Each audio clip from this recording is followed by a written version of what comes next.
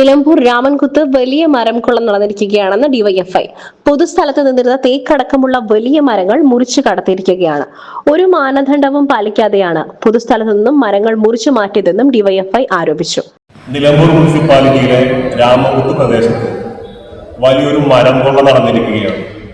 പൊതുസ്ഥലത്ത് നിന്നിരുന്ന തേക്കടക്കമുള്ള വലിയ മരങ്ങൾ ഒരു മാനദണ്ഡവും പാലിക്കാതെ മുറിച്ചു കടത്തിയിരിക്കുകയാണ്.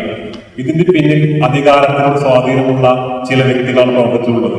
അതിന്റെ എല്ലാ തെളിവുകളും ഞങ്ങളുടെ കൈവശമുണ്ട്.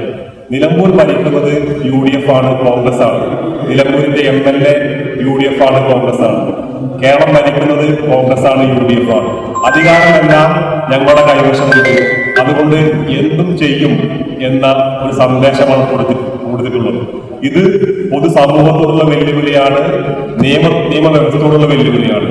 ഈ പൊതുമുതൽ അപഹരിച്ചവരെ നിയമത്തിന്റെ മുന്നിൽ കൊണ്ടുവരണം എന്നാണ് ഡിവൈഎഫ്ഐ ആവശ്യപ്പെടുന്നത്. പൊതുമുതൽ അപഹരിച്ചിട്ടും ഒരു നടപടിയും ഇതുവരെയും എടുത്തിട്ടില്ല. നിയമവ്യവസ്ഥയെ വെല്ലുവിളിച്ചുകൊണ്ടുള്ള ഈ മരം കൊള്ള അന്വേഷിക്കണമെന്ന് ഡിവൈഎഫ്ഐ ആവശ്യപ്പെട്ടു. അധികാരത്തിന്റെ ബലത്തിൽ എന്തും ചെയ്യാം എന്ന സമീപനമാണ് ഇവിടെ സ്വീകരിച്ചിട്ടുള്ളത്. ഇത് പൊതുസമൂഹത്തോടുള്ള വെല്ലുവിളിയാണ്. ഇതിന്റെ പിന്നിൽ പ്രവർത്തിച്ചവരെ നിയമപരമായി തന്നെ നേരിടുമെന്നും ഡിവൈഎഫ്ഐ CPIM പ്രവർത്തകർ പറഞ്ഞു.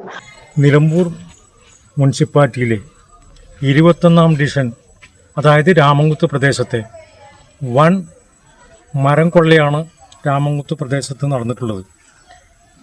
രാമൻകുത്തിലെ 1000 വീട് പ്രദേശത്ത് പൊതുസ്ഥലത്തുള്ള തേക്ക് മരവും മട്ടി ഉൾപ്പെടെയുള്ള വൻ മരങ്ങൾ ഒരു അനുമതിയുമില്ലാതെ, ഒരു മാനദണ്ഡവും പാലിക്കാതെ മുറിച്ച് കടത്തിയിരിക്കുകയാണ്.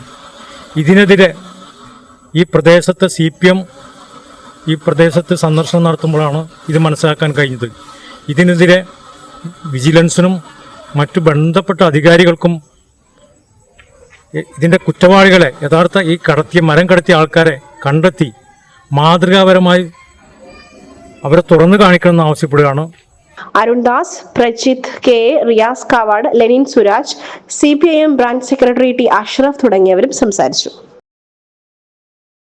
SS Gold, Pure Gold. SS Group, Nilambur.